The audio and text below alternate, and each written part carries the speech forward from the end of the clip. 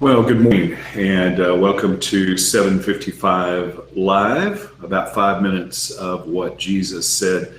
Having some internet issues here this morning, so I may have to redo this a little bit later. I hope that this is getting out. Actually, I was trying to work on the internet and didn't even have my microphone over here, so let me do that real quick.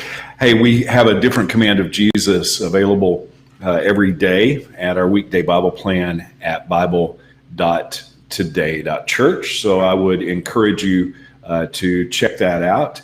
Today's Jesus Said is from Matthew 23. There's a lot of verses there that kind of have this principle. The ones that are on the Bible plan are from verse 19 through 26. We're going to read from verse 23 through 26 today from Matthew 23.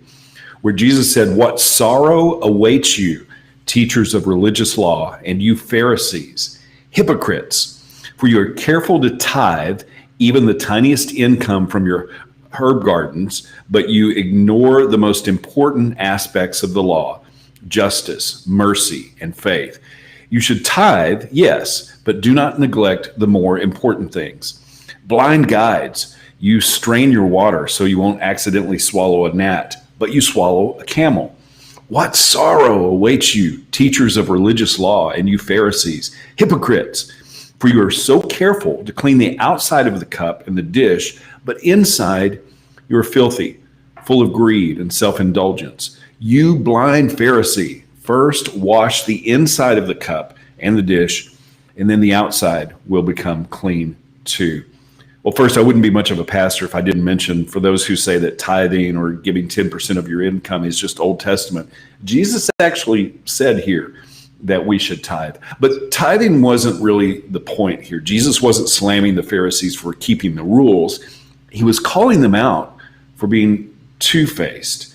The word that Jesus used here for hypocrite is a Greek word, hypokrites, an actor who under an assumed character is a stage player. It's made up of two Greek words that literally translate as an interpreter from underneath.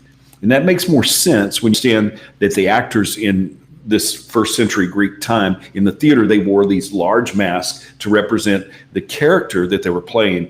And so they literally interpreted the story from underneath their mask. Jesus was literally saying, it doesn't matter what the outside looks like, what mask you wear, if the inside is a mess. It doesn't matter how many good rules you keep if your heart isn't right. And the religious leaders that Jesus was talking to were expert at the rules, experts at going above and beyond to make sure they didn't break the smallest command, but they weren't going above and beyond in the things that matter most, the issues of the heart. Jesus said, you ignore the most important aspects of the law, justice, mercy, and faith. And Jesus used pretty harsh words for hypocrites here and in other places. I mean, he called them blind guides. He called them snakes and vipers. You make children of hell. You're a whitewashed tomb. And the funny thing is, Jesus never called sinners names like that. But you know who did? These same hypocrites. Why? Because they were so focused on how good they were at keeping their rules that they missed the heart, justice, mercy, and faith. And Jesus said, don't be two-faced. Don't wear a mask and point your fingers at everyone else. Deal with what's inside. Deal with your heart. You can still keep all the rules. The difference is the attitude.